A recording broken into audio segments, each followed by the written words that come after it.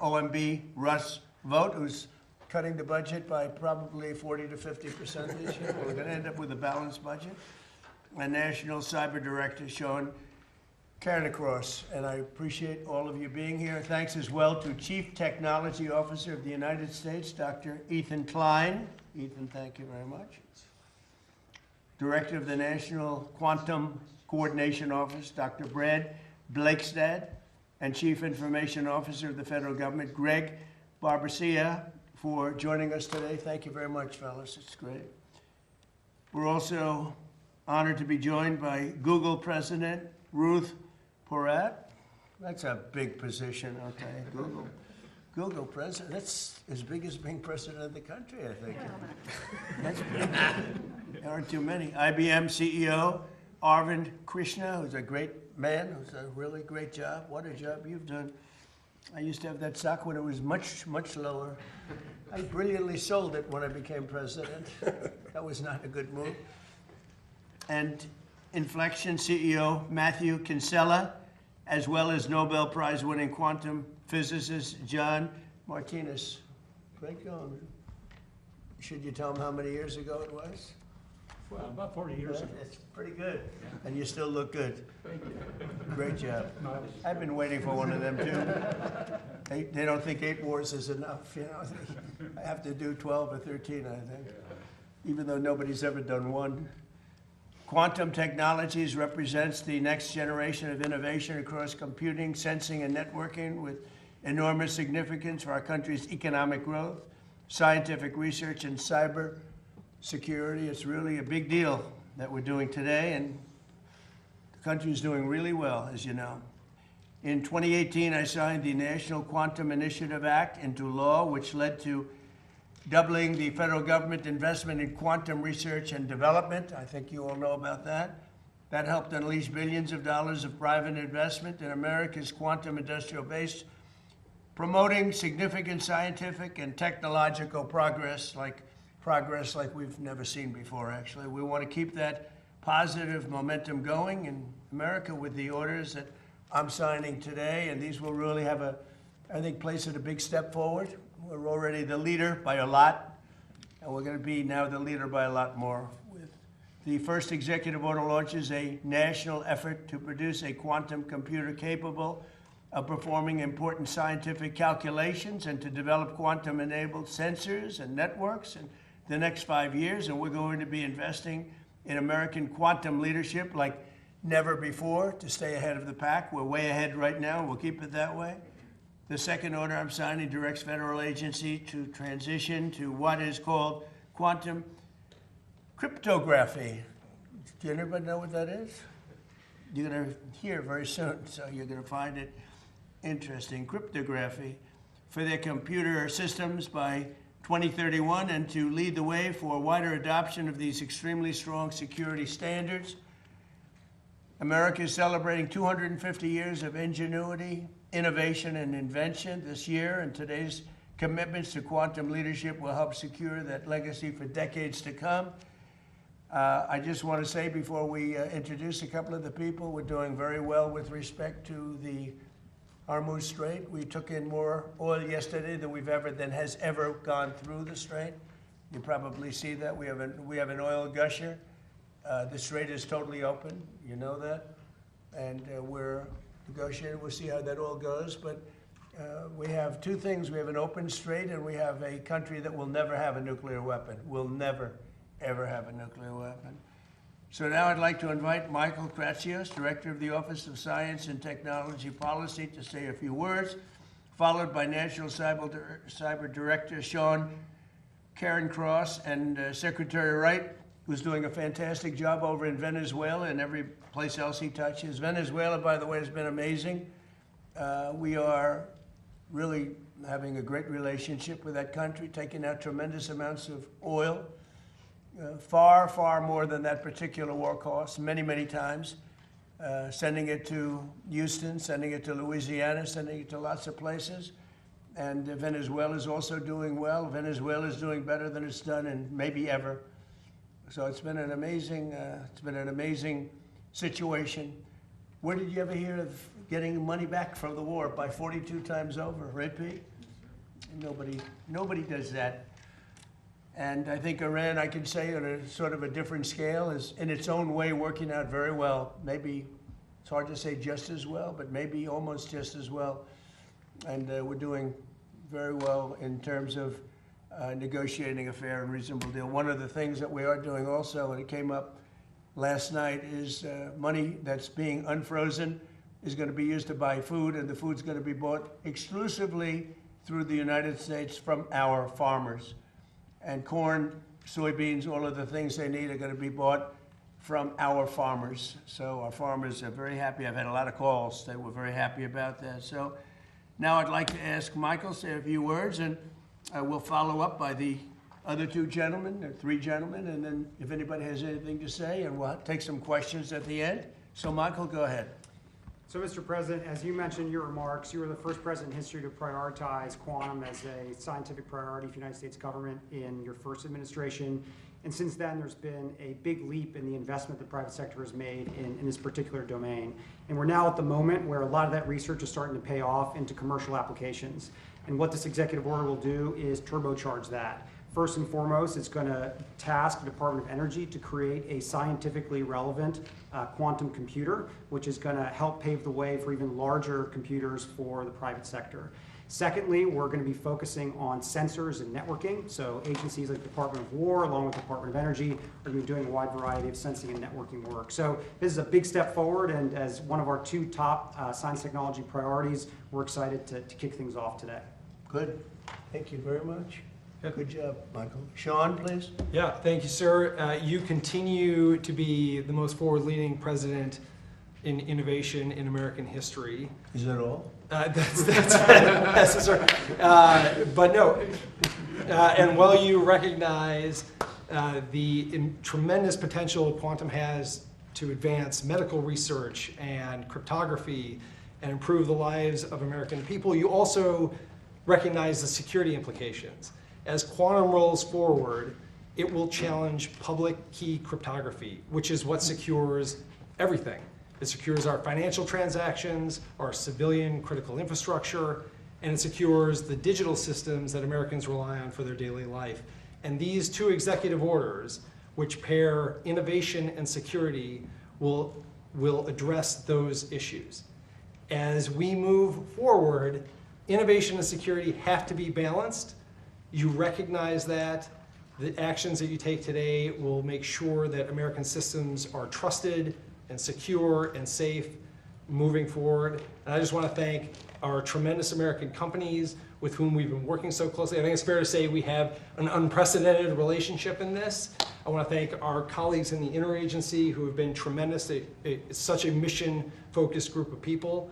And obviously none of this happens, sir, without your leadership. So you're securing our systems for generations to come. Thank you. And you've done a great job. All of you have, actually. Chris Wright, please. Yes, thank you, Mr. President. So 141 years ago, Albert Einstein, 121 years ago, Albert Einstein published a paper on Nobody cares. Good point, good I point. never go back. I just, and usually they won't catch you. But go Published ahead. a paper on the photoelectric effect, recognizing the quantum behavior of light, that it came in quanta. 40 years after that, President Trump's uncle, John Trump, was a pioneer in applying light radiation and the reflections of it to develop radar at the MIT Radiation Lab, critical in D-Day, critical in the end in winning World War II. That's the parallel of quantum innovation. 40 years after that, John Martinez, down there, pioneered taking quantum effects and building them into a device to capture that behavior. He was awarded the Nobel Prize in Physics just last year for that discovery, that breakthrough. But 40 years, quantum phenomena are tough to harvest and tough to work with.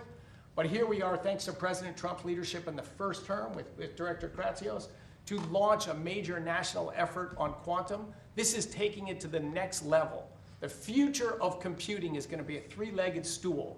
It's high-performance computing, basically Moore's law in semiconductor manufacturing. It's artificial intelligence that everyone's seeing and hearing about that's supercharging it.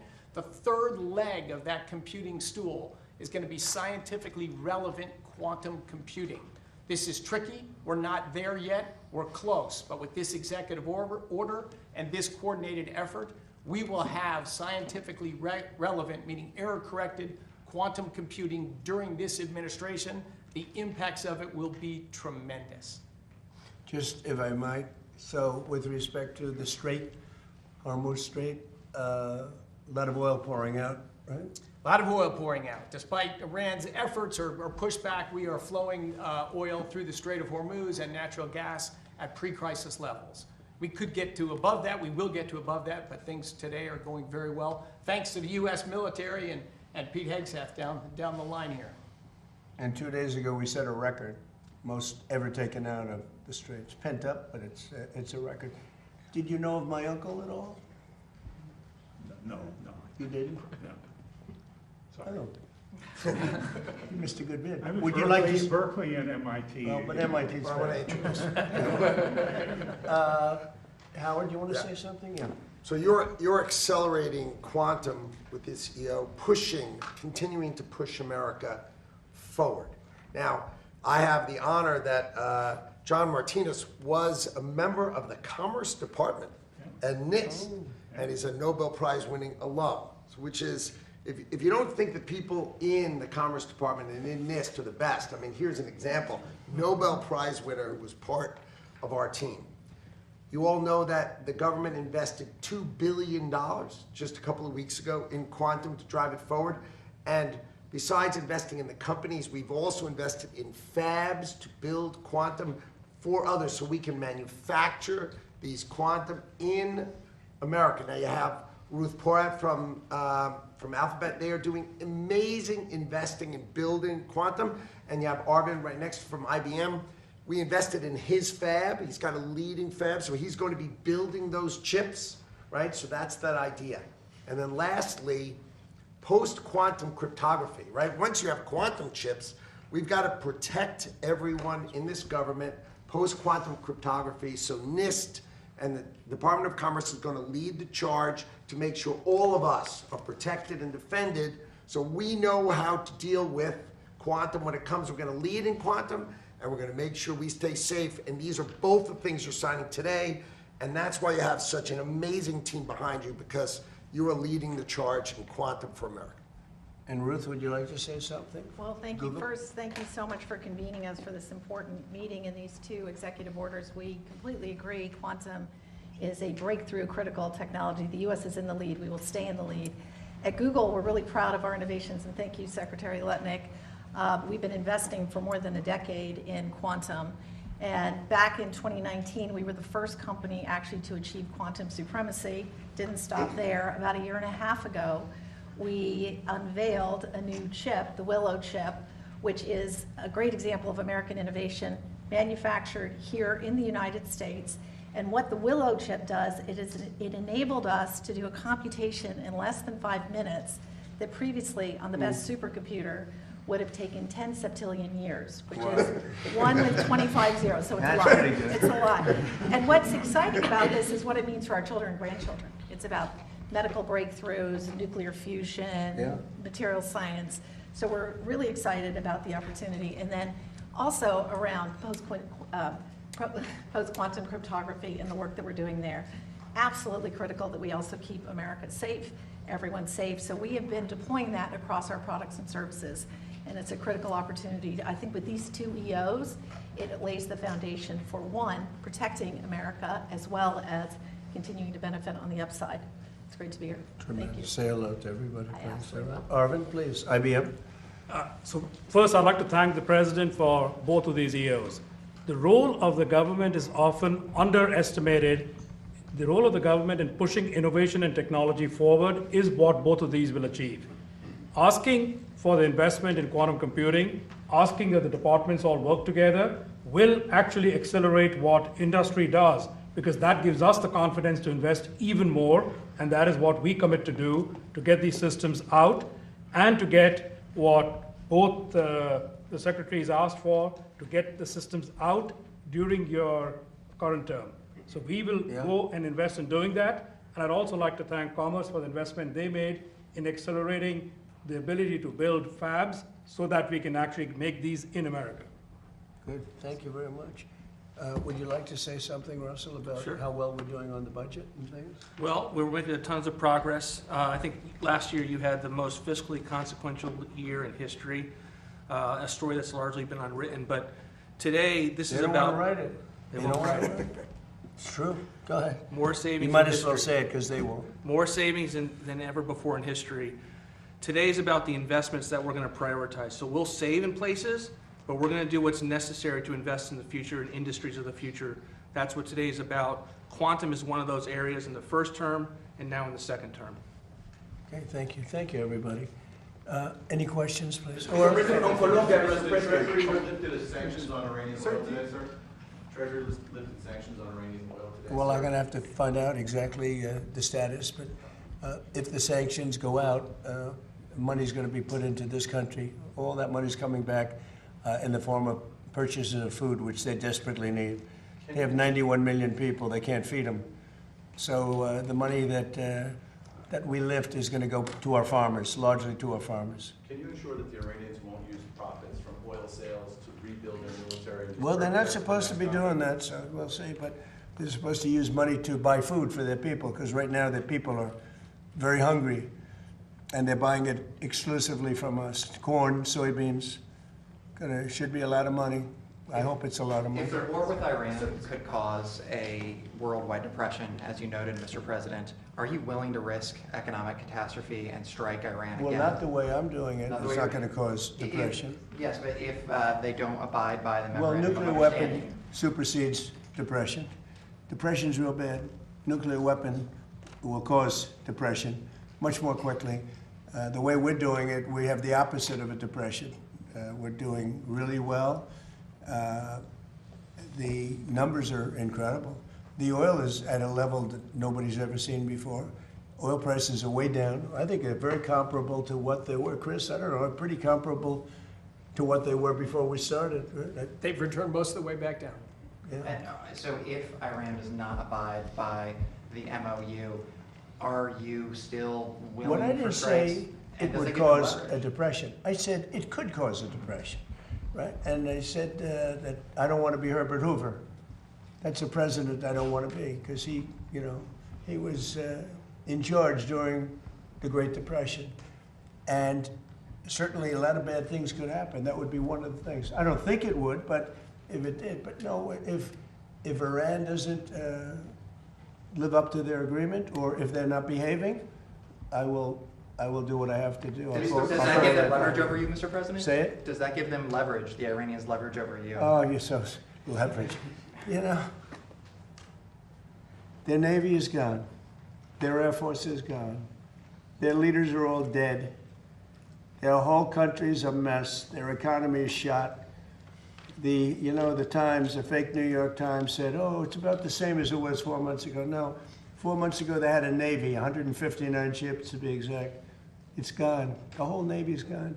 Their 250 airplanes, all gone. Their anti-aircraft is gone. Their radar is gone. These guys love radar. Their radar is gone. Everything's gone. Their leaders are gone. Their whole country is gone. And the Times said, oh, they're about the same as they were 4 months ago. The reason the news is doing so badly, or let's put it another way, the reason that I won in a landslide, even though I got 92% negative press, all fake press, is because nobody believes the press anymore. And they have to start believing. When the Times and a couple of others, they're grasping for straws. When they say that Iran is about the same as it was 4 months. 4 months ago, they had a powerful Navy, they had a powerful Air Force. Most of their missiles are gone. Most of their launching pads are gone. Most of their manufacturing capacity for drones and missiles is gone. About 87% gone. And then I hear, oh, they're in such great shape. No, they're gone. And their first level of leaders, gone. Their second level of leaders, gone. Their third level of leaders, you have to hear the conversations. Who wants to be president? Well, I don't want it. Nobody wants to be president. And then we have to read that they're doing well. They're doing so badly In the meantime, we're setting records. We have the strongest economy we've ever had. We have 18 to 19 trillion dollars being poured into our country. We're building factories all over the place. We have more people working today than at any time in the history of our country at higher salaries.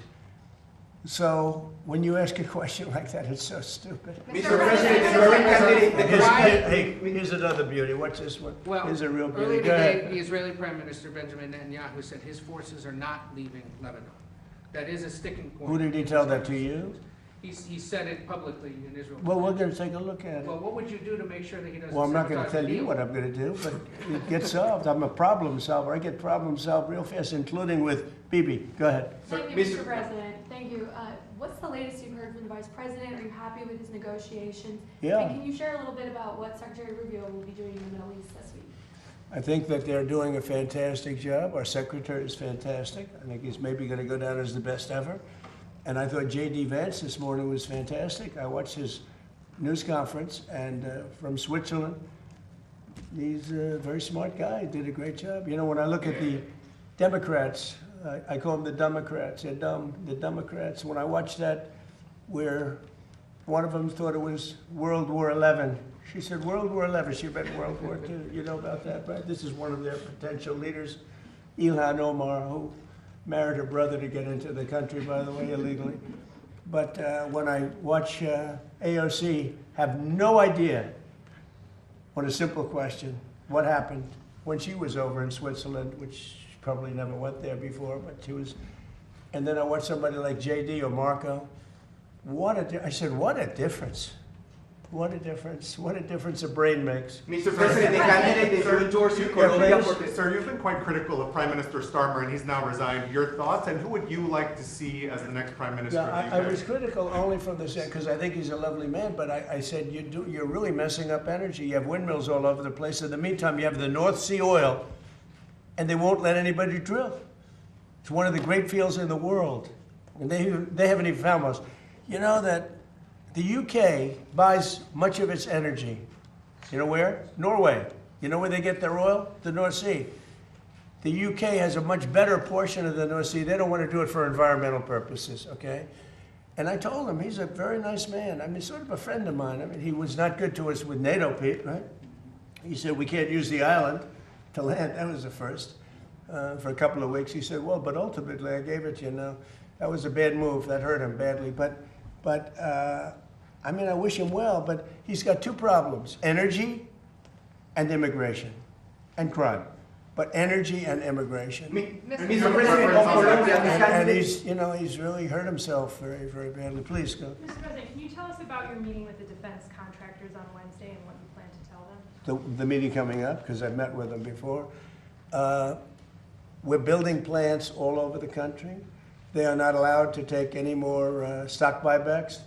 Do you do stock buybacks by any chance? Not too much, right? No, because he wants to invest in product. It's just an artificial way of raising a price if you're running a bad company. So they spent $51 billion on on stock buybacks instead of spending them on plants. Now they're spending, they can't do that anymore. Now they're spending a lot of money. We're building many plants throughout the country. They're dealing with General Motors, they're dealing with Ford, but I know General Motors is all excited about building weapons now. They have some plants which are going to switch over, and we're going to build weapons, including the Patriot, including the Tomahawk, and lots of other things.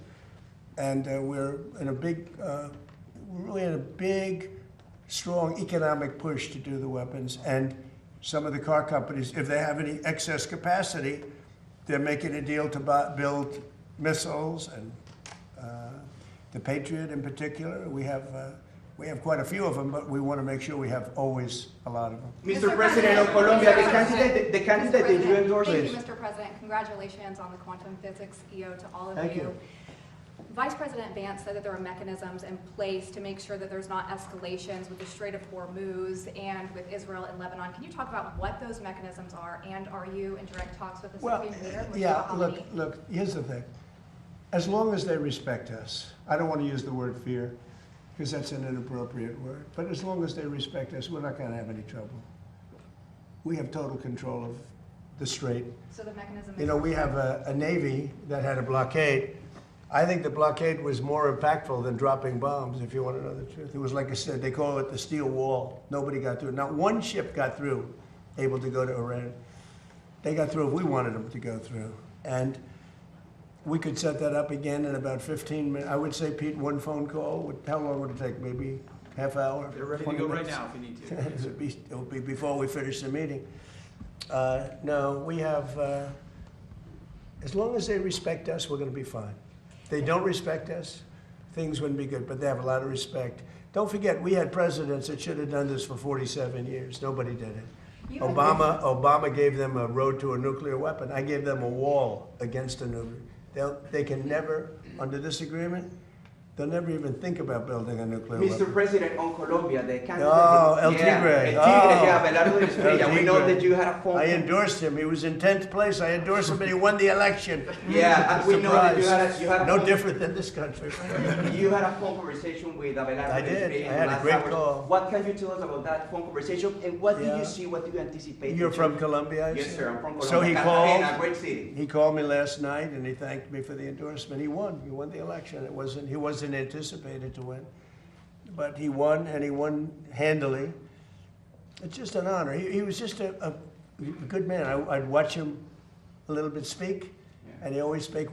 You know, when people like me, I like them. It's very simple. It's a very simple formula, and I like them. He said really nice things about me and the job we've done in the United States, and very, very powerful. And he won an election in Colombia that, I don't know, some people were surprised because he was a little bit further down the pack, but he won easily last night. He called me at 8:30 in the evening just to thank me very much. And I said, you ran a great campaign. He's El Tigre, right? Yeah. And what do you anticipate for the relation with Colombia? Good, much better. It'll be better. He's going to be a great president. Mr. President. Are the contractors who did the initial work for the reflecting pool, are they to blame for the current condition, or is it the vandals? We had vandalism. No, vandals. It was all, you know, we have I think 290, 300-foot slit right through it, probably a box cutter or a knife of some kind. Or we had people lifting up the basic, it's not a lot of damage, but we'll probably have to let the water out and refix it. They went in there with a knife. I was just told by the people over at Parks, they have 5 people are arrested and 5 people are under investigation right now. And it's a sad thing. In addition to that, we put brand new, beautiful grass all around. They put these massive letters on the grass. You probably know about that, right? And they said 8647. They probably got that from the dirty cop, KOMO. You know he's a dirty cop, don't you? Dirty cop. He's a crooked guy.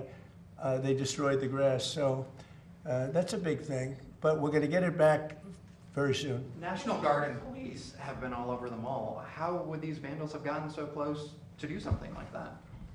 Do you have any proof of I the mean, we didn't have a lot of them then. Who would think that somebody would go into a pool and take a knife and start cutting it? But do you have proof of that?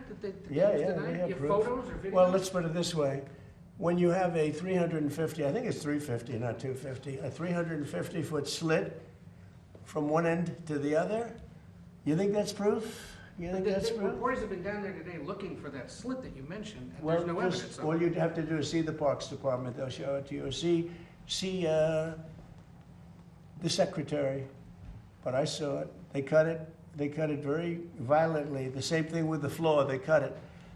And then they lifted it. They pulled it. And that's what it is. And, we've done over 50 monuments. Number one, we start with, this is now a safe city. It's as safe a city as you're going to get in the country. And when I came here, it was a very dangerous city. And number two, what we did is the beautification with the parks and the grass and everything, removal of all the tents. And this is like a different place. One of the things we did is over 50 fountains and statues, most of which were in horrible shape. All of them were bad, but some were just absolutely horrible. Graffiti, you couldn't even see the stone. They've all been fixed. We also fixed the reflecting pool. In fact, if you go over there right now, it looks very good. It's up. Somebody said fertilizer in the water. If you put fertilizer in the water, you get algae. but somebody said they might have put fertilizer. They did something to create the algae, but that doesn't matter because that's been purified. It's dead. Laying at the bottom, they're taking it out. They vacuum it out. They vacuum it very carefully out, and it'll be back to health pretty soon. We're going to have to let the water out to fix the one little, there's two little areas, very little areas where they were cut, and we'll fix that, but it's not leaking or anything. It's got a base underneath. Part of what's curious about this situation is we stood here with you in April when you first revealed the plans. I said what? In April, you showed us pictures Yeah. of what you were going to do at the Yeah. pool, and you said you had a guy who was going to do it in a week for about $1 million. Well, It's been just 2 months for say it. $16.5 million. Yeah, okay, ready? Barack Hussein Obama, have you ever heard of him? Yeah. He spent 2 years and over $100 million on trying to fix it. You know what happened to it? Never even opened. Right. He took the water from the river. You know about that, right? It turned out to be putrid, and it destroyed the whole thing. Spent over $100 million. Him and Biden together spent $147 million. You know what happened? Never opened. You don't mention that, right? But to Phil's We spent about 10. Much of the money we spent are park workers. They're there whether they do this or not, as you know. They work in the park, and they're very good workers. They did a great job. So they were going to spend $300 to $400 million. You know that, and it was going to take 4 years. And you I got it for $1 million? spent about 6-7 weeks, and I spent probably in terms of outside, probably $10 million, around 10 million. They say 16, but a lot of that is workers that work for the same thing. So they were going to spend 400 million. I spent 10. They were going to spend 4 years. I spent 2 months, maybe less. And I have a better product. Now, I can't help it if somebody goes in with a knife and starts hacking it up. And we also have pictures of it. You know, we have Can you pictures. release the photos? We've been Yeah, at the asking right for that. time you'll see it. You'll see it in court. You'll see it in court. But all you have to do is call the Parks Department. Call the Department of Interior, and I don't know if their lawyers will allow you to speak to them because, you know, you write fake news. But call the Interior Department, and I understand they've arrested 5 people, and they have another 5 people that are under investigation. Here's the bottom line. We made so much progress in this city, people don't even recognize it. By the way, Memphis, Tennessee, crime is down 78% in a matter of months. It was a hellhole. New Orleans, crime is down 79%. And they had Mardi Gras. It was the safest Mardi Gras they've had in 50 years. The governor called me. Governor Landry called me. Safest Mardi Gras they've had in, and by the way, Chicago, which is a shooting field right now, if the governor would call me, Governor Pritzker would call me, I would solve the Chicago problem. In 3-4 months, you'd have virtually a crime-free city. We'll remove all of the bad ones. You have criminals. You have career criminals that came in through the border because of Sleepy Joe Biden. You ever hear of Sleepy Joe Biden? Do you ever hear of him? He let people come into this country, and we can never forget that that happened. Guys like you should never forget that that happened. They were murderers, drug dealers, mental patients. They took them out of prisons. They took them out of mental institutions. You should never forget that that happened. Mr. President, Mr. President, you're Let's meeting, leave on a nicer note. you're meeting with NATO, Mark Rutte on Wednesday. Good. You've had Secretary Hegseth review U.S. presence I in did. NATO countries. Yeah. Talk to us about that conversation. Are you planning Well, on look, drawing look, down NATO. U.S. troops? It's NATO, basically, the question. So we have been a great member of NATO, in many ways, certainly the predominant member. We paid trillions of dollars over the years, not billions, trillions over the years to protect Europe. When we wanted to know, we didn't need any help at all. I was more curious than anything else. So I said to Pete, let's see if they'd actually come. So we asked them to come, and they weren't there for us. So we it's stupid that they weren't. By the way, Starmer wasn't there. And you know what? The people of the UK did not like it that he wasn't there. Starmer said no. Starmer said worse than no. He said, we'll be there as soon as you win. I said, we don't need you as soon as we win. Before I went in, we called him. He said, oh, wow, we'll be there. This was not Winston Churchill with you, that I can tell you. But Starmer said we'll be there, right, Pete? As soon as we win. As soon as we win, they're going to come and help us. Okay. But you know what? Italy was very bad. Italy was very bad, and other countries, Germany was very bad. So we spent all of this money, probably 600. I think we spend 600 billion a year, right? I would say that. I think the real number, think of that. The numbers that we spend are so crazy, or NATO, and they weren't there for us. So I say to Pete, and I say to everybody else, if we're spending all of this money, just hundreds of millions of dollars to protect them from Russia, mostly. Okay, so we're spending hundreds of millions of dollars a year. You know, the case could be made that we spent all of the money over the years before me. I cut it back. But listen, we spend all of this money, and then when we want to maybe have help on small stuff, this is a small time. This is not the big one. This is small potatoes. They say no, would rather not help. Stupid thing to say, because we can say that to them if we want, and we might. Mr. President, regarding the other... It's the 1-year anniversary of Operation Midnight Hammer. If you could go back in time, is there anything you would do different? No. Nothing at It all? was the most successful attack that anyone's ever seen with a bomber that totally wiped out their nuclear potential. If we didn't do that, you'd have no Israel right now. Israel would not exist, and most of the Middle East would not exist. They were 2 weeks away from having a nuclear weapon. If we wouldn't have done that, Pete, they would have had a nuclear weapon. You want to say something about that? Yes, sir. I wasn't aware it was 1 year, but you don't have the situation we have now, a position of strength where Iran's going to give up their nuclear program without Midnight Hammer, which no other country on planet Earth could remotely conceivably pull off that from start to finish, 37 hours back and forth. Iran never saw it, and every munition, precision munition that only we make, hit exactly where we wanted it to, because and they knew we were coming, and they could do nothing. And they could do nothing about it with their air defenses, which are even further now degraded. And that's what everyone misses in the press, and the president's right to call it fake news, because the overwhelming military victory that has been had over Iran is what has set the conditions for them to be at the table with our negotiators. And we will ensure, whether it's through a deal or through the War Department, that they never get a nuclear weapon because of this president right here. Okay? Thank you very much, everybody. Thank you, Press. Thank you very much. Thank you, guys. Thank you, guys. Thank you. Thank you, guys. Thank you, guys. Thank you, guys. Thank you, guys. Thank you.